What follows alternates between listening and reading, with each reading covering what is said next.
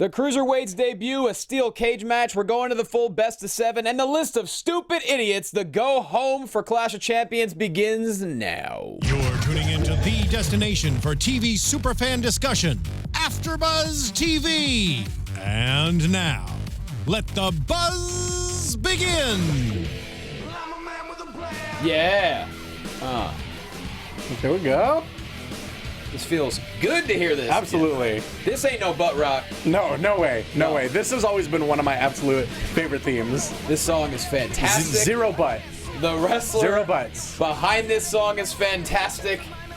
And we're excited to be here. Welcome, everybody, to the Raw After Show right here on AfterBuzz TV. Jonny Loquasto with you. Find me on the Twitter at jquasto. Markia McCarty, a little under the weather tonight. We wish her well. Wish her well on Twitter at Markia McCarty. So it's only a dynamic duo, although we do have a certain man on the ones and twos. Oh, get it. And he goes by Mark Donica. That's me, JQ. How y'all doing?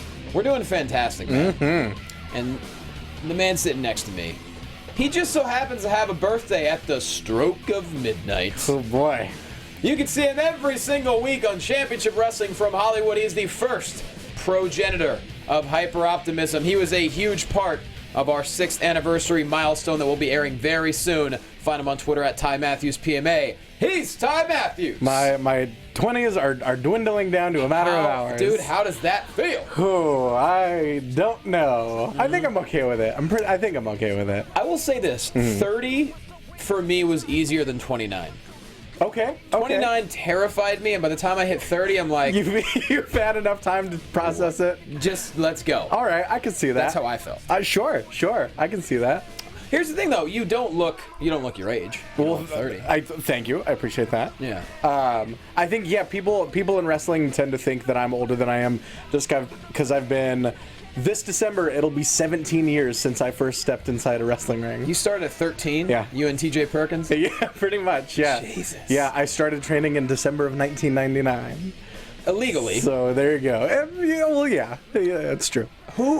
Who allowed you to train at 13? Jesse Hernandez. Oh, of course. The School of Hard Knocks is kind of younger trainees are kind of their thing. There's a guy named Adrian Quest that has he's been around at Hollywood a handful of times, Sure. and he started extremely young. But Jesse is a great person to be training kids as young as they do, and it's always on the up and up. It's Sure. always with permission, stuff like that. And so yeah, I'm glad I did it. Glad I started there. But yeah, been doing it a little while. Well, happy birthday, buddy. Thank you, brother. Mark and I might sing to you at the end of the show. Who knows? I appreciate Johnny it. might sing to you. Wouldn't rather spend it anywhere but here. Yeah, that's right. That's right. Everyone, here we are. Story time. No, Monday Night Raw. This is the go-home show for Clash of Champions this Sunday, and I gotta say, they got a lot in 3 hours. They set up some matches, all of which I'm excited about. We have a kickoff match. Thrilled about it. Yep. When's the last time we saw Alicia Fox on a pay-per-view? I don't know. Maybe in a group situation we did. Right. But a one-on-one match. Was she on Mania? Was she in Mania? She might have been in that multi tag. No, Mania. She was in the multi-woman tag match. Okay, because we did have the triple threat match, but then you're right. Okay, well, that's a big one. It's good. Yeah. But a one-on-one match, it's been quite a while. Sure. So, a lot of good stuff happened tonight. Very excited for the pay-per-view this Sunday. Also excited, Championship Wrestling from Hollywood. We have our next TV taping this Sunday. So, if you're in Southern California, come on out. Check us out. If not, make sure you download Fight TV. You could watch it anywhere in the world. That's amazing. Yeah. Anyone can watch us. If you're local, there's no reason not to watch it. Yes. Because now, with the WWE Network, you can wait until later on in the night and watch that pay-per-view, and you can come see us live and in person. That's what I do. We see people on the reg checking the pay-per-view in between matches. First off, I avoid, once I get to the tapings, I turn off my phone, I turn off Twitter, and I get home at night, and because I usually can't watch the pay-per-view until almost midnight. Right. So I avoid all interwebs. So my last tweet usually goes out at like noon, and then I don't go anywhere near it the rest of the day. Exactly, yeah. You gotta avoid it like the plague. Plus, got to stay focused at CWFH. Exactly. Got to get those matches, got to get those notes ready. So here we go, guys. Starting off, Roman Reigns hits the ring. Before he even gets a word out, maybe 2 words, Steph cuts him off, hits the ring, says, Mick and I have come up with a very good solution. Then before she can get her next sentence out, just do it. Just hit it. Mick Foley hits the ring. There we go. He hits the ring and says, you know, tonight we're putting together a very special match. It's going to be the two instigators from last week, Seth Rollins versus Rusev. Machka time, Matthews. I got such a kick out of people just barely getting a word out before they were interrupted by the next person. Yeah, I love it. Like each progressive time that happened, I laughed harder and harder. Well, you know what else you're about to laugh at? What's that? Since we're mentioning Rusev, Yes. I think it's time for Johnny Loquasto's Rusev tweets. Getting into it early. Yes, this is from a little over a week ago. Big tease. Watched the trailer of Harry Potter and the Sorcerer's Stone, and I must say I envision Hagrid, young hippie guy. He really loves Harry Potter. He does now. Like I really, really enjoy that. He does now. Between seeing him on like Up Up Down Down and hearing about his love for Harry Potter, I think Rusev is just becoming my favorite person on the roster. He's fantastic. He's so good right now. I gotta say, I think everyone's got to be watching Legends right now. We got barely 100 people in this chat. That's fine. Come on, guys, watch later. Watch us now. Small but mighty. Good God Almighty. All right. So yes, Reigns obviously not happy about that. He calls Triple H a coward. Mick Foley then says, you know what? Tonight's going to be Reigns versus Rusev at Clash of Champions for the U.S. title, which we saw that coming. Sure. And Sure. Party on. Yeah.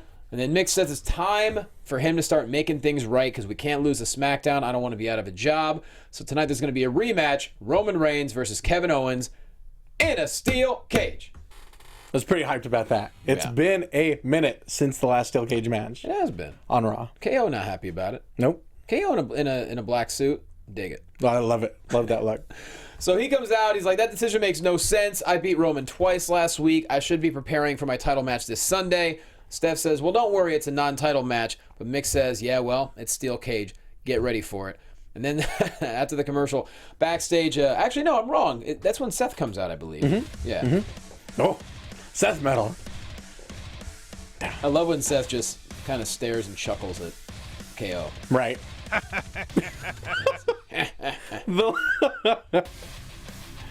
See, with the more babyfaces Seth Rollins, I really hope we get a return of the hardcore dancing. Did you ever see when Seth Rollins would hardcore dance? When that was No. his thing? That was the best. I don't know why I got such a big kick out of it, but he'd get out there and do like he was at a I don't know, Evergreen Terrace concert. At a green jelly concert. How about that reference? So there you go. Little pig, let sure. me in. He would hardcore dance it up. If he was a champion, he would swing the belt over his head. Oh yeah, was the best. There's actually a great GIF of that from I think WrestleMania 31 when he cashed in. Absolutely. It's pretty sweet. Love it. Love it. Absolutely. So yeah, steel cage happening tonight. Backstage after the commercial, Steph and Mick kind of getting into an argument. You got to trust me. I'll trust you. Whatever. Okay. Rusev comes up. Rusev mad. Rusev was very mad. Very mad. My wife's movie comes out tomorrow, and Mick, you're jealous of the Rusev family because your family is pathetic and no one likes each other. And I love that Foley's. I don't know. He probably meant it not to sound this way, but the first thing he said in retort was, "Hey, you can say anything you want about my family." Yep. Did you guess that? That was a little weird. Seemed a little off-brand. I'm not going to defend my family. No, it's fine. Holy Foley. That's what I said when he said that. Sure. Yes. And so he said, you know, you got a match to prepare for, so get out there. First match of the evening, Seth Rollins versus Rusev Crush. A lot of back and forth here, but Rollins with the nice high knee off the ropes and gets the first near fall. Rusev ends up ducking out of the ring. Multiple suicide dives through the second rope. And we end up having a double countout after the second suicide dive. They fight all the way to the back. Rusev drags him over to the announcer's table. Rollins knocks him off the stage, and a sweet... Rollins is cross-body and everywhere tonight. Man, all over the place. Whew. Like they're really telling everyone, hey, it's okay to like this guy again. Yeah. You can start cheering him again, guys. It's you know, this is happening sooner than I expected. Right, exactly. We've talked a lot about it, and it's sooner than I expected too. I mean, what better way to get people to change their minds about someone than to just have them jump off of high things? Well, yeah, I was going to say, you know what did it for me was the second suicide dive in a row. I'm like, oh boy. Right. It's coming. Oh, yeah. Mark S. Donica, did you think the Seth Rollins face action was going to happen so soon after the last couple of weeks?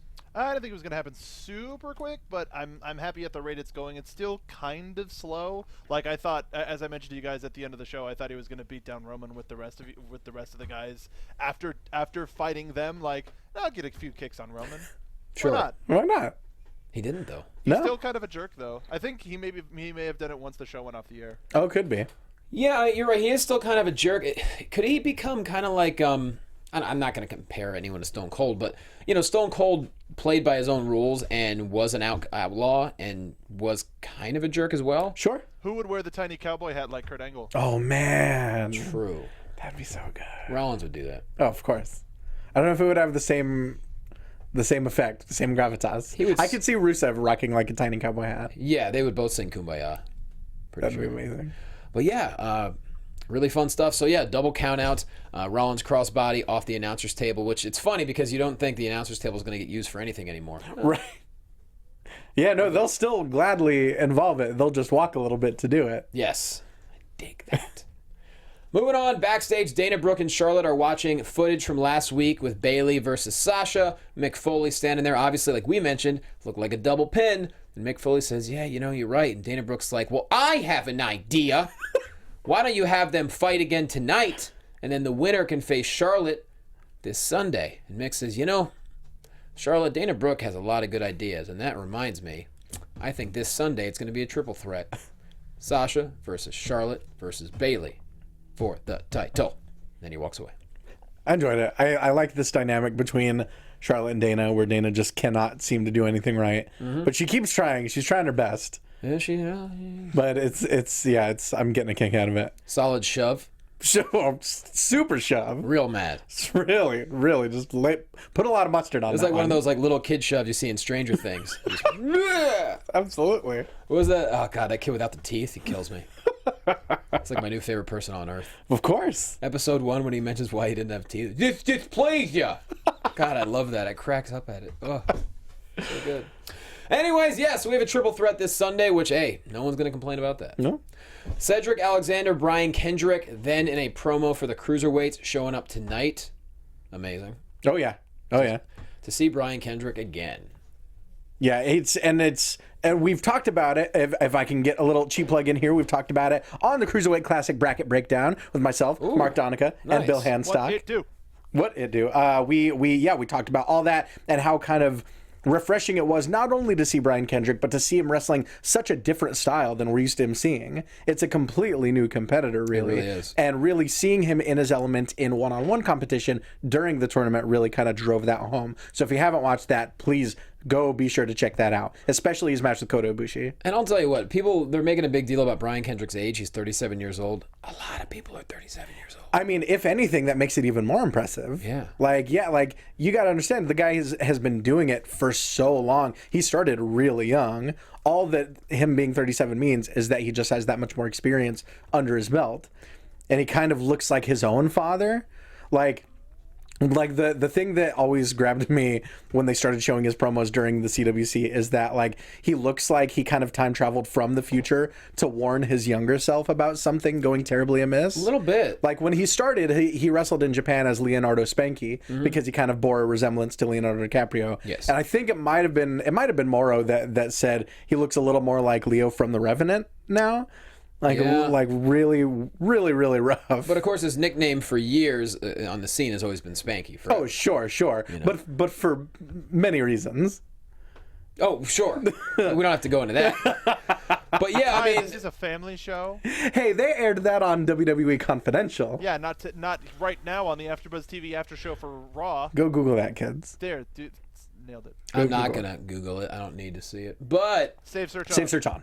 Just fantastic though, because the guy doesn't look like he's aged at all. No, And he's always been. He should have been on TV for a long time. I mean, I remember the period after WWE. Obviously, he left in 2009 when he was over on Impact. Mm-hmm.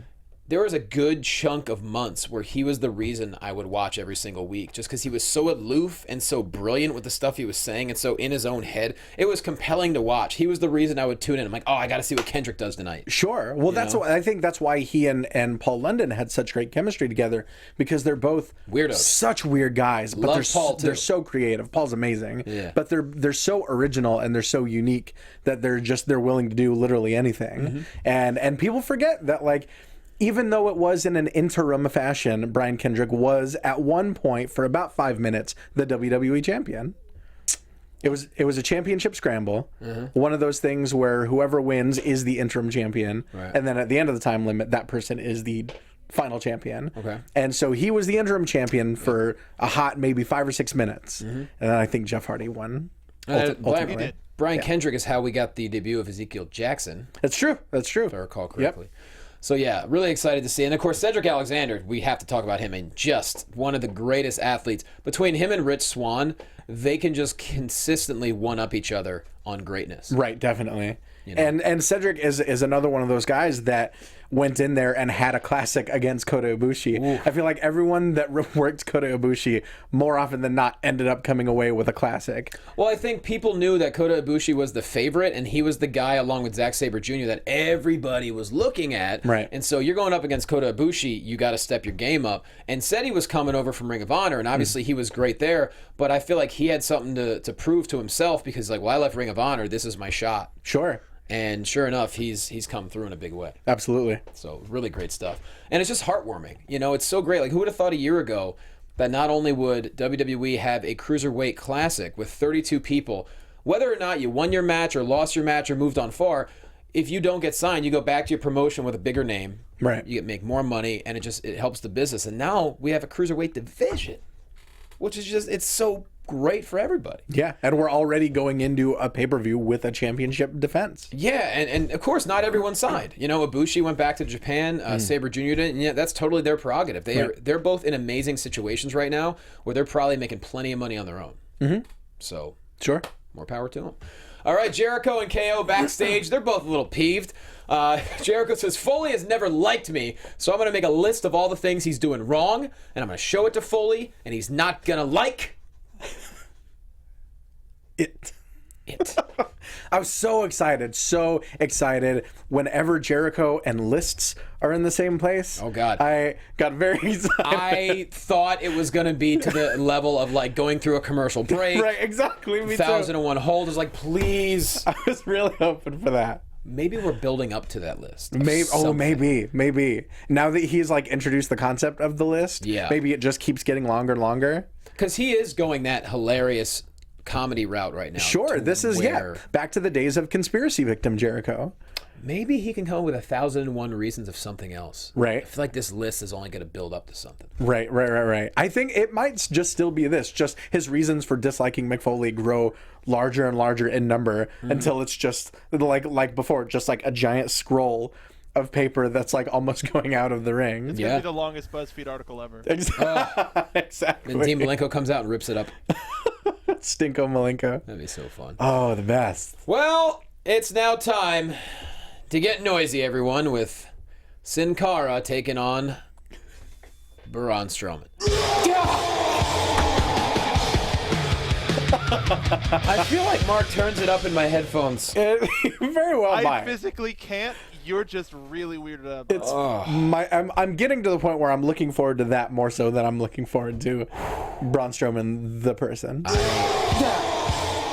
Scary easy. Did I tell you I got scared by a mannequin over the weekend? Did you? I did. They can be pretty scary. It freaked me out. What happened? I was at the Improv on Melrose until about 1 a.m. over the weekend, and I was walking out of my car, and you know Melrose Avenue has a lot of stores. Sure. So I'm walking, just minding my business, going to my car, and keep in mind this is the night where there was a shooting in East Hollywood, like earlier that night. So I was just like, just kind of walking fast in my car. Sure. I go around a corner, and sure, there's a store, but you don't pay attention. Out of the corner of my eye, I see someone coming at me aggressively, and I was like, ah! And it was actually just a mannequin in running position. I was like, okay, got it. That's amazing. Yep. This weekend was the start of haunt season. Ooh. You know how I am with my... I have my ticket to go to Halloween Horror Nights on the 29th. Oh, it's so good. My friends made me buy a freaking fast go to the front of the line. the only way to do spend it. Too much stupid money. That's the only way to do it. Halloween Horror Nights this year, best year they've ever done. It's so good. You already went? I've gone twice. Oh, snaps. Oh yeah. Okay. Oh yeah. Well, I'm going on the 29th. If you're there. It's pretty exciting. Party on. So yeah, Sin Cara taking on Braun Strowman. Okay. Rule of threes, I'm done. It gets me almost as much as like the false starts before we go on the air. Ty, not even kidding, I almost hit it.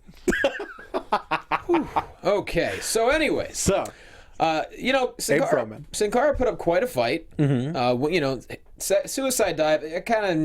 I don't want to see a suicide dive 2 matches in a row. It's getting to the point where we're seeing a whole bunch of those. Yeah, Like a whole bunch. a little bit. And it's like I'm okay with like every once in a while if it's, you know, like a Luke Harper maybe, but Sure. it's reaching a point of diminishing returns. Yeah, if you're Sin Cara and you see Seth Rollins do it twice, then do something else. That's a good point. That's a very good point. I mean, maybe he wasn't watching. I don't know.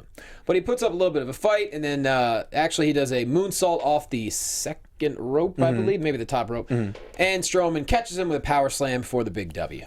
Dug that, and of course, as always, I dig getting over multiple finishes. Yep. Multiple ways to put people away. That's the Stuff thing like with that. Strowman, he should have many, many ways to win. Exactly. Not always as much as I enjoy the reverse choke slam. Oof. Yeah. Speaking of which, James Ellsworth, I believe, was on Jericho this past week. Was he? I didn't get a chance to listen yet, but I know he popped up on SmackDown, right? we sure did. Yeah. Really good. I'm pretty Then he excited got about popped. that. Then he got popped by the Miz. Bayley. Bring Johnny Knockout back. That's right. Bayley and Sasha kind of arguing a bit backstage. They're both excited to be in the triple threat. They both think they're going to win. And simple as that. Yeah. So leads to a tag match. Bayley and Sasha taking on Dana and Charlotte. All Bayley and Sasha early on. Horrible communication between Dana and Charlotte. During the break, Charlotte takes control. Dana starts attacking Sasha's back. Like that. Good strategy. Of course. And then Dana saves Charlotte. This was really cool. Dana saves Charlotte from the Bayley to belly. Bit of a distraction. Sasha takes out Dana and a big boot to Bayley for the win. So Charlotte wins with the move that she generally doesn't win with. So I like everything about this. Absolutely, yeah. She has been clobbering people with that boot the way that like Nikki Bella for a long time was just straight up wrecking people with her elbow. So it's good. I like them having just a solid strike that they can finish off people with as well. No doubt. So really fun match. And obviously we have triple threat. Dana Brooke, what's she going to do on Sunday? Who knows? What do you see happening in this match? I can't imagine. In the triple threat? Yeah, I can't imagine it changing hands again. No, Dana's got to cost Charlotte the match. That has to be where we're going with it. You think? I think so for sure. Yeah, I think. Man, because now I completely forgot that Charlotte's the defending champion. So that I think that throws that into question. But I feel like we're going to see more of this story of Dana just continuously pissing off Charlotte, even if it's maybe just screwing up and getting banned from ringside. And what was the point of the title change? Maybe they really thought Sasha was going to be out a while. It's possible. I think it's possible. I think Dana can accidentally attack Charlotte, which Charlotte will get mad at, but she'll still get the W because she was the one who was attacked. Sure. Possible. Yeah. I think no matter what, at the end of the night, Charlotte is going to be furious with Dana. Yeah, I still think Charlotte hangs on. Yeah, that could be. But no matter what happens this Sunday, Bayley and Sasha taking on Dana and Charlotte. That was a tag team match. You know it's the Mac Militant. Coming to get it on. Get out of my way. I'm coming to thunder and lightning and striking. I'm inviting you all to the storm. Yeah. Seth Rollins walking into Steph's office and he says, you know, I'm confused. Why'd you throw all of it away for Kevin Owens? And she's like, look, I had nothing to do with it. You know, it was my husband. I didn't know. She said, you know, but maybe Kevin Owens is right. Because Seth Rollins, you're the reason the title went to SmackDown. You're the reason you lost to Finn Balor. And maybe Triple H was just tired of you ruining his reputation. And I love this part. Seth is like, I'm going to prove everyone wrong this Sunday. Maybe I'll be your worst nightmare. You can't manipulate me. And she's like, get out my face. She's like, do I think Kevin Owens is the right champion? Yes, I do. Do I think Kevin Owens replaced Seth Rollins as the man? Yes, I do, nephew. I do. Like, I enjoyed this. I really just want to see someone get the last word on Steph, like just once. And I guess that means she's being effective, but like it never ever happens. And I think it would have been effective if he just made that really powerful, like maybe I just burned this whole place to the ground, and then got a chance to walk away, and we actually saw Steph be vulnerable. It's a tall order. I know that it's a whole lot to ask, but I think it might have been effective. But I enjoyed it. Nonetheless. No, I really did, because this is like, obviously you saw the 2 suicide dives by Rollins. When you saw this, maybe it'll be your worst nightmare. You're like, oh. Right. Yeah. Okay. It's because I think it's like we said. It's for someone to be an effective heel, they don't have to necessarily change how they act or what their motivations are. It's really just a matter of who they're across the ring from. Yeah, very true. But I loved it. Looking forward to seeing it. A lot of good stuff in there. Next, it's time to believe in Bo, y'all. I actually have his whole poem. Do you? Yeah. All right. Can we get his music? Can we get Bo Dallas's music, Mark? In a minute. Johnny, just keep prepping that poem. Well, you. I can prep the poem. I can say actually the poem. Johnny, it was a poem. The poem. Because he's Bo Dallas. Yeah. Nope. Got it. I didn't hear it. I heard the P. I hate everything. I heard the P sound. Well, the poem lasted longer than the match. Sure. So here's the deal. He comes out with the sign. Right.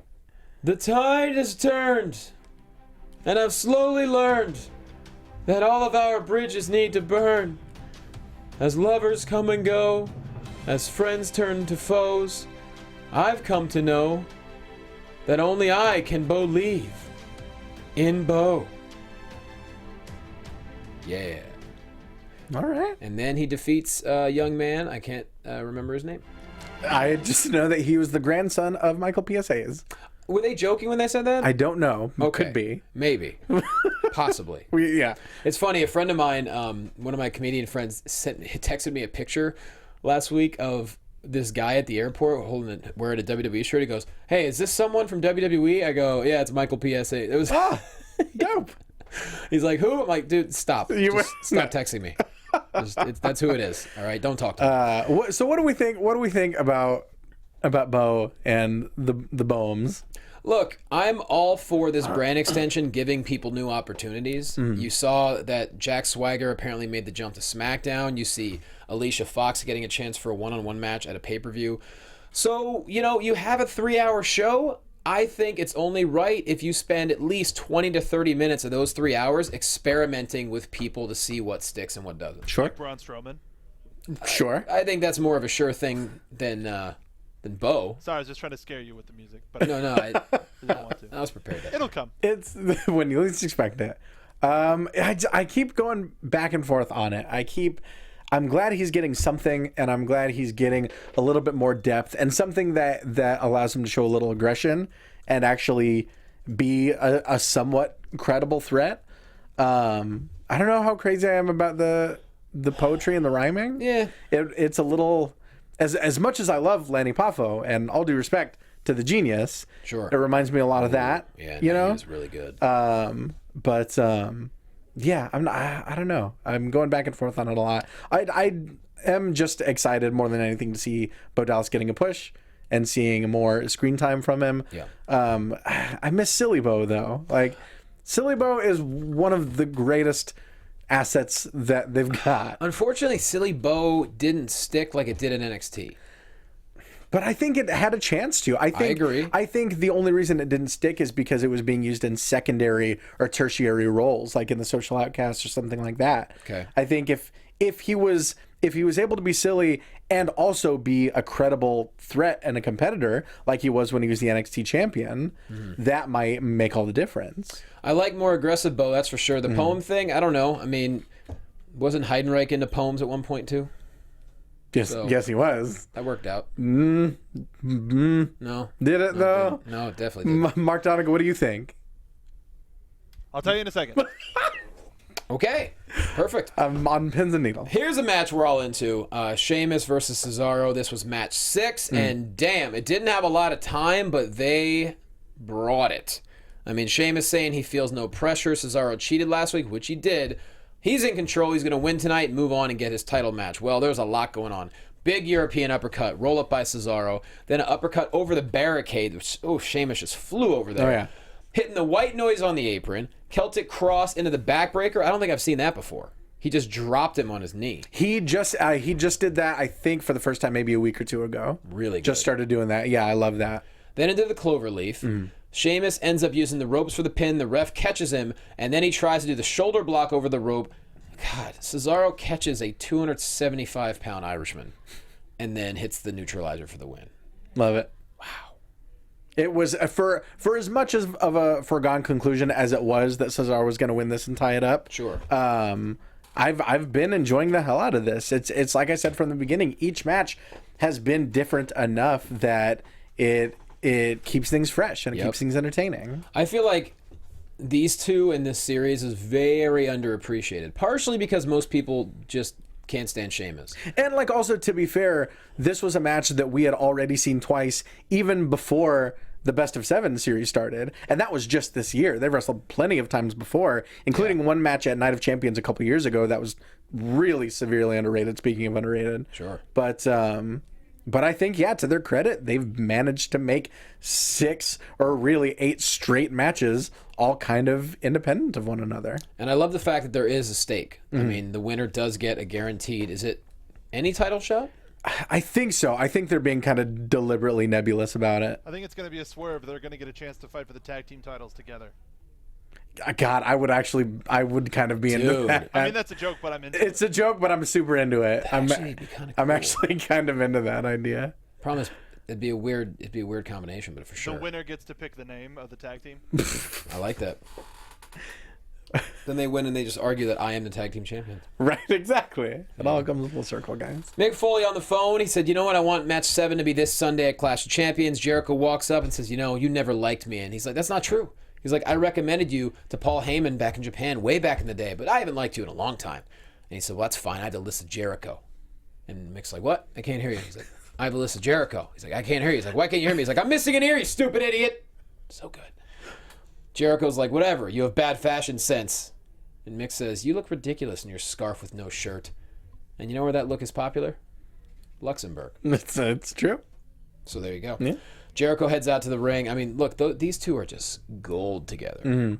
And Kevin Owens and Jericho are great together, but Mick and him have that chemistry. Sure. Oh, fantastic. So Jericho gives us the list of Jericho. Number 1, trying to drive a wedge between him and best friend Kevin Owens. 5, terrible fashion sense, looking ridiculous. A 12-year-old or someone in row 12 with braces. He's on the list. Brace face in row 12. That line was a really good pull for me. Mick has developed an affection for that leper Sami Zayn. Next week he's going to cross him off the list for good, and that's when all hell breaks loose. Enzo and Cass hit the ring. They make fun of him about the scarf and the vest. Then they list off a bunch of weird best friends, and then Jericho mentions the Spice Girls and conch buka shell necklace that Guidos would wear back in the day. Oh, yeah, because they dropped the Ashton Kutcher, Yeah. Danny Masterson reference. Well, plus, like, Jersey Shore kids would wear, like, buka shell necklaces and get all Guido Oh, out. sure. Like, Sure. it's way before Jersey Shore. So there's that. Then the Shining Stars are still selling timeshares. Of course. New Day hits the ring and says, we have a very good reason for being out here. And Big E's like, we have nothing better to do. It's fair. Yeah. I mean, what else? If you're a contracted member of the Raw roster, what else are you going to be doing during Raw if you're not scheduled for a match? You might as well go out. Yeah, sure. You know? And that's when Xavier puts over his YouTube channel and they say they're going to remain champions. Gallows and Anderson, they just come out and get mad at everybody. And then List of Jericho becomes a new list. It's now the list of stupid idiots. And then Sami Zayn hits the ring. And then after the commercial, we got a 10-man tag. Yep.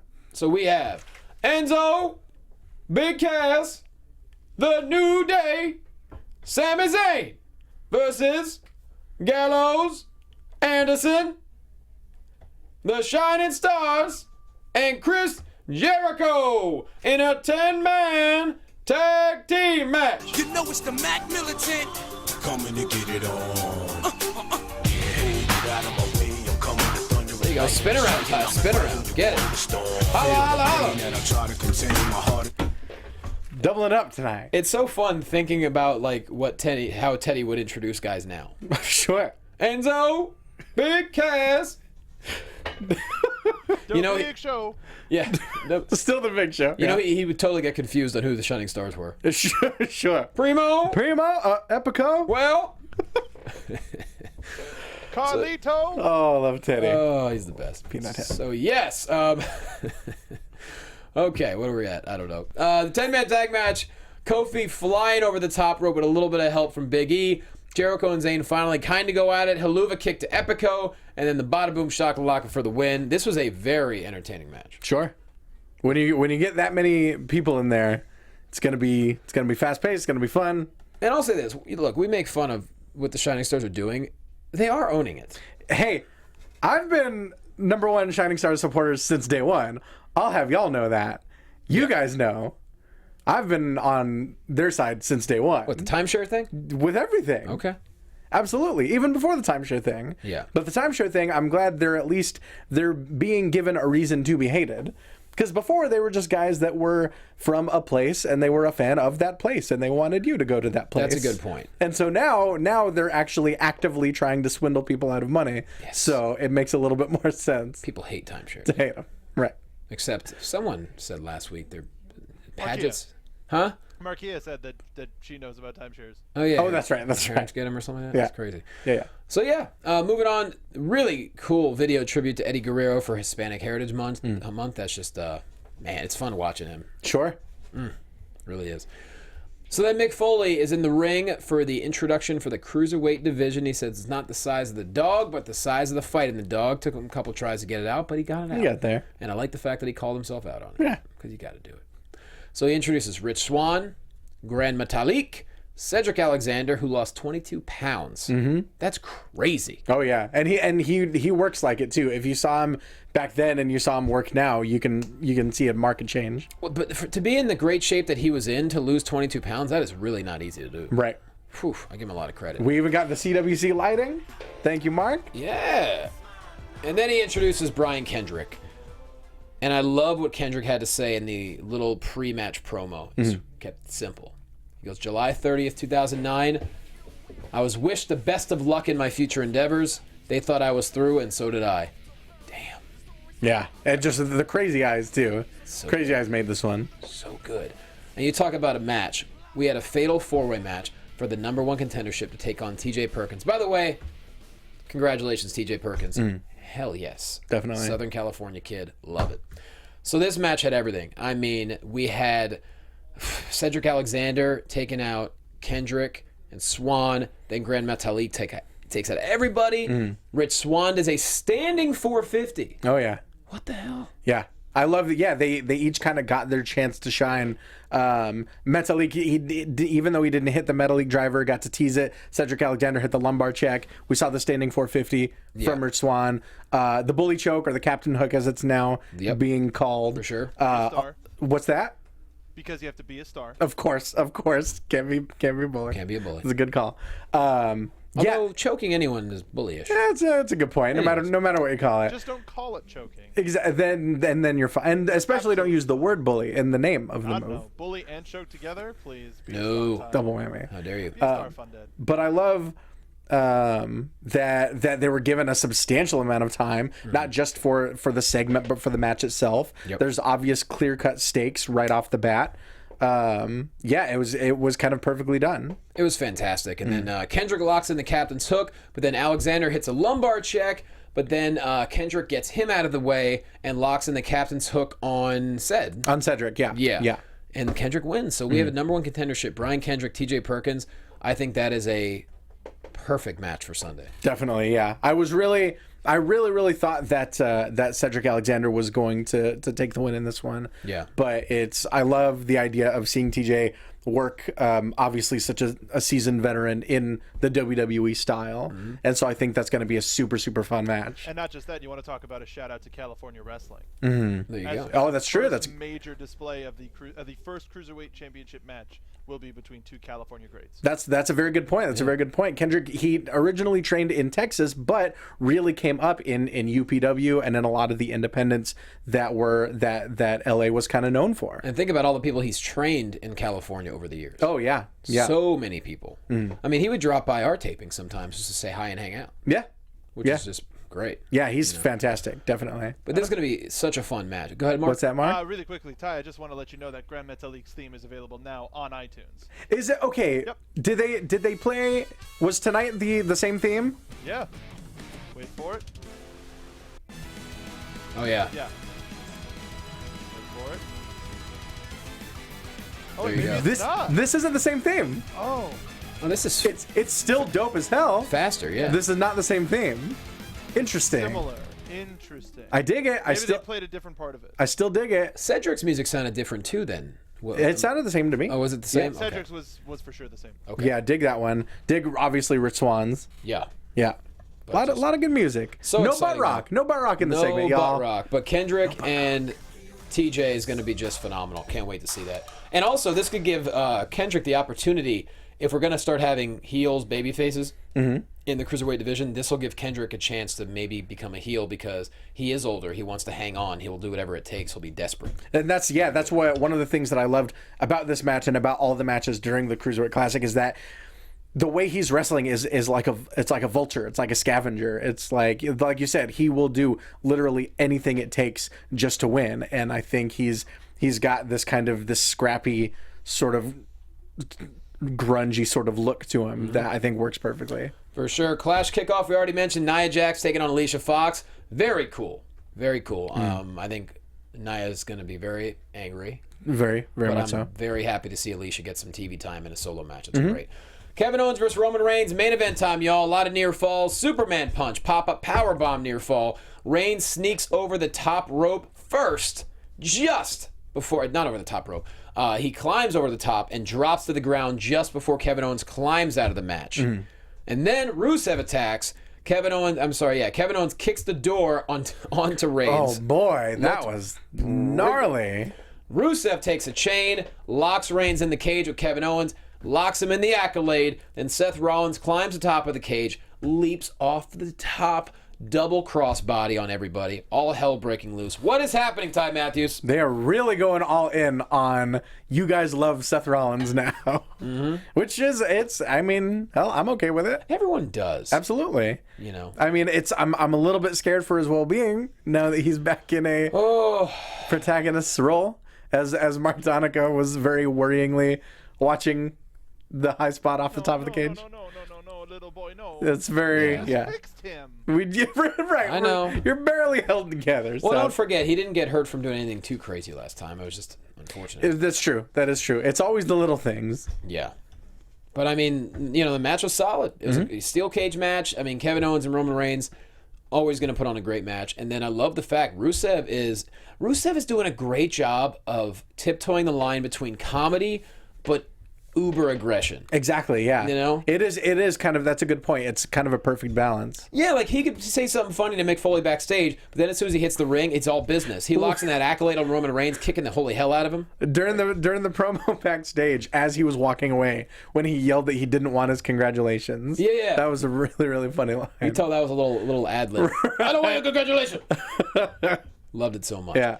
But overall, I mean, hell, this is a great way to go home for Clash of Champions. Great night, great night, especially considering I completely forgot that it was a go home, considering that Backlash just happened. But now that there are brand specific pay-per-views, it works out. There's so much going on. A whole lot. But yeah, I mean, this was we have a lot of matches to look forward to, and Backlash really brought it last Sunday, so I'm excited. I know how much I enjoyed Backlash. I'm excited to see if Clash of Champions surpasses it or holds up. And I'm interested to see if it keeps the same time frame.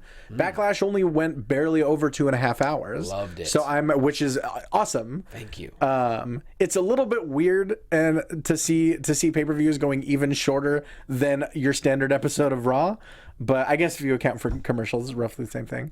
But yeah, so I'm interested to see if Raw has that extra hour, if they then in turn go the extra time on the pay-per-view. So. No, you I don't don't think think it's a big enough card. Right. That's true. So, well, since we're talking about Rusev, I feel like it's time for one more Rusev tweet. Yes. From September 13th, he puts it very simple. Machiavelli lives on. R.I.P. Tupac. He loves Harry Potter and he loves classic West Coast hip Hey, hop. Tupac, 20 years. Sure. I mean, That's pretty nuts. I think he's living in Cuba, but hey, Right. you know, that's an interesting conspiracy theory there. Yeah. That's fine. With that said, that's the show. Clash Yeah. of Champions is this Sunday. Championship Wrestling from Hollywood is this Sunday. If you're in SoCal, come out right. and see us. Ty Matthews. Oh, actually, Mark Donica, you have something to say, don't you? I do. I do Yes. have something to say. Really quickly, for those of you who are unaware, we have a brand new show featuring Sean Waltman. If you're a fan of X-Pac, please do us a favor. We have a show every Wednesday. We are on our 4th show, and we've had Scott Hall, we've had Billy Gunn, PJ Polacco, otherwise known as Just Incredible, and we have an amazing guest lined up for this Wednesday. We can't reveal who it is quite yet, but if you're a fan of the current product, if you're a fan of Raw, we have a former champion on the show. Please join us on Wednesday. More info the closer we get to the show. So make sure to join us. X-Pac 12360 right here on AfterBuzz TV. Thank you, gentlemen. Boom. Ty Matthews, put yourself over. Well, I, as always, am at Ty Matthews PMA on all forms of social media, on Facebook, on Twitter, on Instagram, on the PlayStation Network. Come play Mortal Kombat with me, and let's trade some fatalities. I may spam Jax's Finish rocket him. launcher, but it's fine. Get over here. Exactly. Sorry, I can't help it. Get over to the PlayStation Network. That's what I'm saying. You can find me on Thursdays at the Lucha Underground After Show, where you can, thank you very much, Shao Kahn. You can join Mark Donica on the ones and twos. You can join myself, Rachel Evans, Jimbo Slice in studio. We're getting some pretty awesome guests lined up for the season. So come check out the next 38 GD weeks. What else? You can check out the 3 episodes of the Cruiserweight Classic Bracket Breakdown. Myself, Mark Donica, and Bill Handstock. Those are all available on iTunes, on AfterBuzz, all that good stuff. Of course, Championship Wrestling from Hollywood every Saturday, 4 p.m. KDOC, U2 America, Tough TV, Fight TV, Patreon, or if you are local, you have no reason not to check it out. Every 2nd and 4th Sunday of the month, including this Sunday, 3 p.m. at the Ocean View Pavilion in Port Winnie, completely free. That's right. Find me on Twitter and Instagram at jquasto. Let's see, I'm headlining the Brea Improv a month from tonight. October? Yeah, October 19th in Southern California. What's really cool about this is I'm headlining the Improv on the 19th. 3 days later, we're doing a big blood drive at Fountain Valley Regional Hospital. So, the comedy show, we're going to spread awareness, collect emails. Then we're going to have hopefully the biggest blood drive that the hospital's ever had because they need a lot of help in Orange County. So, if you're anywhere near Southern California or have friends down there, make sure you let them know about it. Otherwise, I'm going to Houston, November 4th and 5th. I have comedy shows in Houston. So if you're anywhere in Texas, hit me up. Maybe I'll come out and see the comedy show. Other than that, Wrestling Compadre Slamcast. We've been having amazing weeks. This past week alone, on Friday's episode, Dale Rutledge was down in Florida. He talked to TJ Perkins after he won. He talked to Rich Swann, and he talked to Gentleman Jack Gallagher. The whole week's been amazing. The week before that was incredible. So make sure you follow at Fox Compadres and listen in every single week on Fox Sports. Other than that, we love you guys. We'll see you next week. From executive producers Maria Menounos, Kevin Undergaro, Phil Svitek, and the entire AfterBuzz TV staff, we would like to thank you for listening to the AfterBuzz TV network. To watch or listen to other after shows and post comments or questions, be sure to visit AfterBuzzTV.com. I'm Sir Richard Wentworth, and this has been a presentation of AfterBuzz TV. Buzz you later. The views expressed herein are those of the hosts only and do not necessarily reflect the views of AfterBuzz TV or its owners or principals.